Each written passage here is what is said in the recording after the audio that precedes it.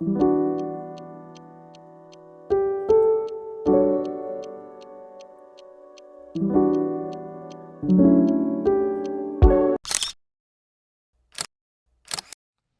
Guys, welcome to UK Tales. അപ്പോൾ ഞാനിന്നത് അൽബേനിയയ്ക്ക് ഒരു ചെറിയ ട്രിപ്പ് പോകാൻ പോവുകയാണ്. അതിനുവേണ്ടി ഞാൻ റെഡി ആയിട്ടുണ്ട്. എയർപോർട്ടിലേക്ക് പോകാൻ പോവുകയാണ്. ഇനി എയർപോർട്ടിൽ ചെന്നിട്ട് കാണാം കാഴ്ചകൾ. Let's go.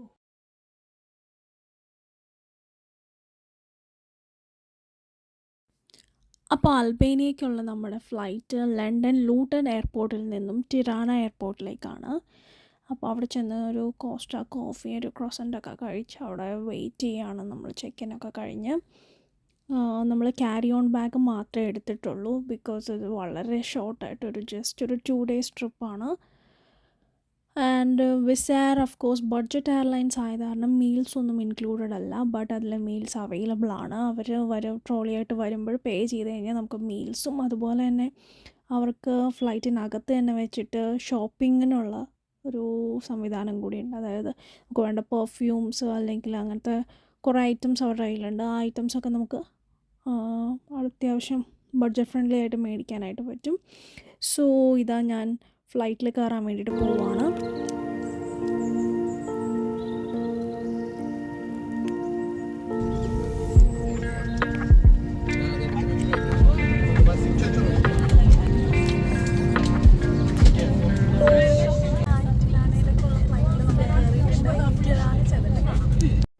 അത്യാവശ്യം വളരെ വലിയ ഫ്ലൈറ്റായിരുന്നു ആൻഡ് ഫുൾ ആൾക്കാരായിരുന്നു ഫ്ലൈറ്റിൽ.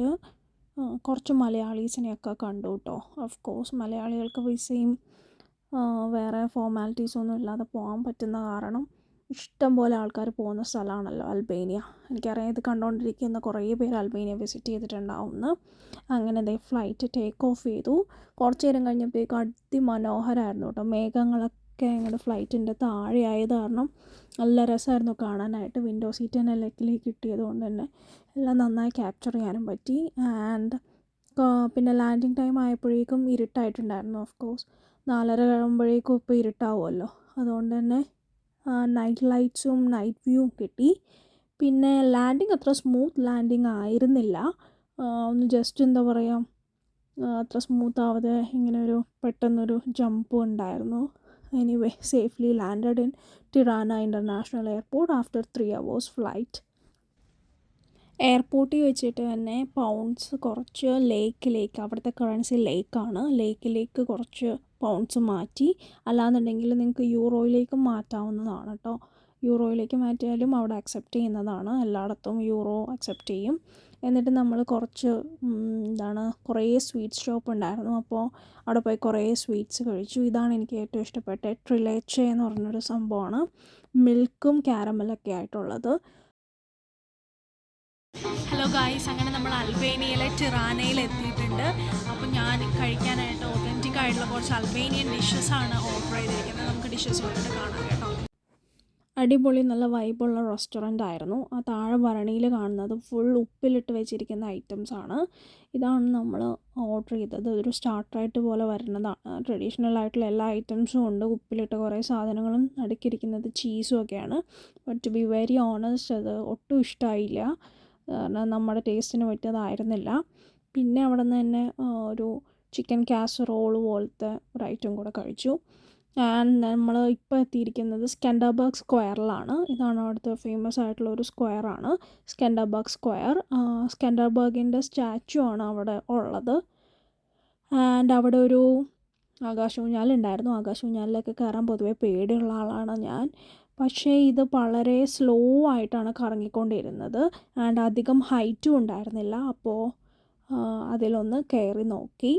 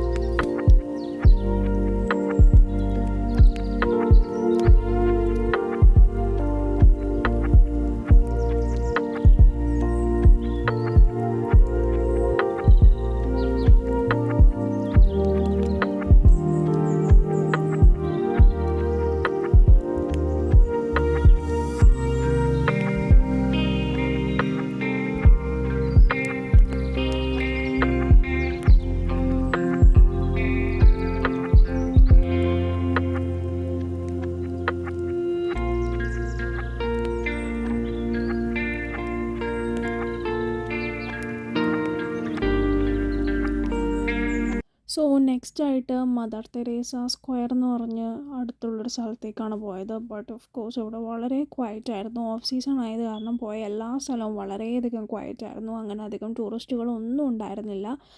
ആൻഡ് ഈ റെഡ് ലൈറ്റ്സിൽ കാണുന്ന ഈ വലിയ ബിൽഡിംഗ് മാരിയറ്റ് ഹോട്ടലാണ്.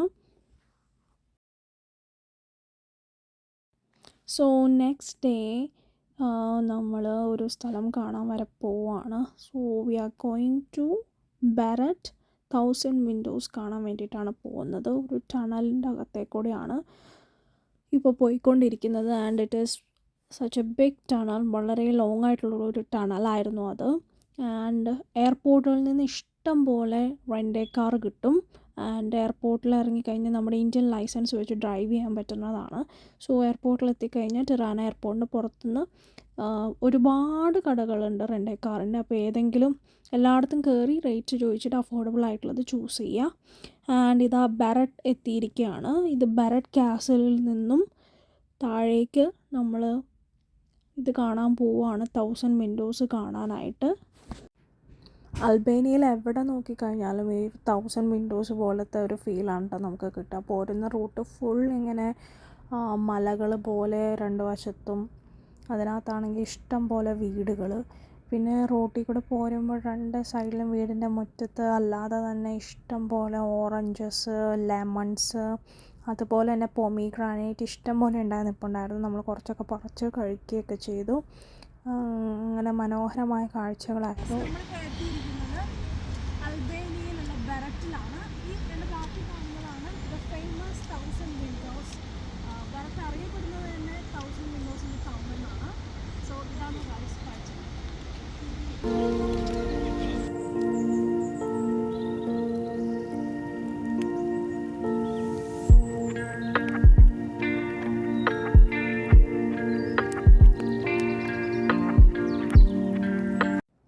അന്നാണെങ്കിൽ ഒരു മഴയുള്ള ദിവസമായിരുന്നു. അതുകൊണ്ട് ഓപ്പോസിറ്റുള്ള ഒരു ഹോട്ടലിൽ കയറി അവിടെ നിന്ന് തന്നെ ബ്രേക്ക്ഫാസ്റ്റ് കഴിച്ചു.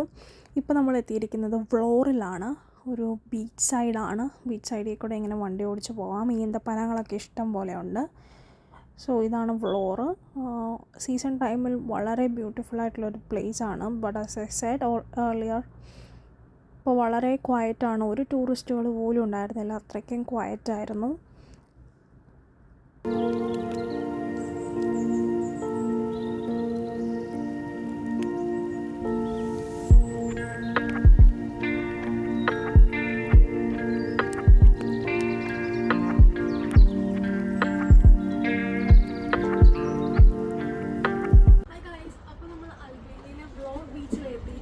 അതിമനോഹരമായ കാഴ്ചകളാണ്. നമ്മുടെ സന്തോഷ് ജോർജ് കുളങ്ങര പറഞ്ഞതുപോലെ തന്നെ ആ സൈഡിലേക്ക് നോക്കിക്കഴിഞ്ഞാൽ നമ്മൾ 1000 വിൻഡോസ് കണ്ടതുപോലെ തന്നെ അതിമനോഹരമായ മലനിരകളും അതിലിങ്ങനെ ഇഷ്ടം പോലെ വീടുകളും ഹോട്ടൽസും കാണാനായിട്ട് സാധിക്കും. ഈ സൈഡിലാണെങ്കിൽ വിശാലമായ നല്ല ഇളം പച്ച നീല കലർന്ന നല്ലൊരു ബീച്ചും, അവിടെയാണെങ്കിലോ അവിടെ വീണ്ടും അതിമനോഹരമായ മലകൾ കാണാനായിട്ട് സാധിക്കും.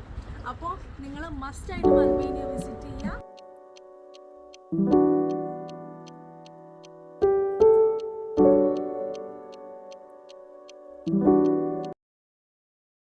ഇതവിടെ ബീച്ച് സൈഡിലുള്ളൊരു റെസ്റ്റോറൻ്റാണ്. അവിടെ നിന്ന് മിക്സഡ് സീ ഫുഡ് ഗ്രില്ലാണ് കഴിച്ചത്. ഒപ്പം തന്നെ ഫ്രഷ് ആയിട്ടുള്ള ഓറഞ്ച് ആൻഡ് ക്യാരറ്റ് ജ്യൂസും. നമ്മൾ on the way to blue eye ആണ്. പോകുന്ന വഴിയിൽ കണ്ടൊരു കാഴ്ചയാണ്. ഒരു റോഡ് സൈഡിലായിട്ട് ഒരു ധാബ സെറ്റപ്പിൽ. പക്ഷേ ബാക്കിൽ നോക്കിയാലോ മനോഹരമായൊരു റിവറാണ് ഇവിടെ ഉള്ളത്. അടിപൊളി കാഴ്ചകളാണ്. ഇങ്ങനെ റോഡ് സൈഡിൽ നമ്മുടെ ശരിക്കും പറഞ്ഞാൽ നാട്ടിൽ നമ്മൾ മൂന്നാർ ഏരിയയിലൊക്കെ പോകുന്ന പോലത്തെ ഒരു ഫീലാണ്.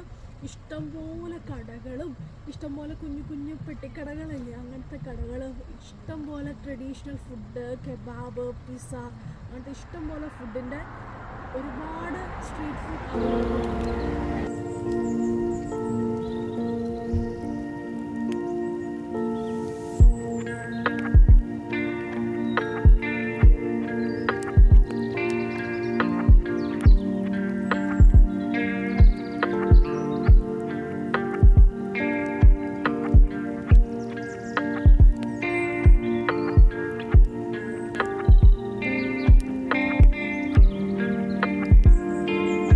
ബ്ലൂ ഐയിലോട്ട് പോകുന്ന വഴി ഫുൾ ഇതുപോലെ കോടയും മലകളുമായിട്ട് അതിമനോഹരമായ വ്യൂ ആയിരുന്നു.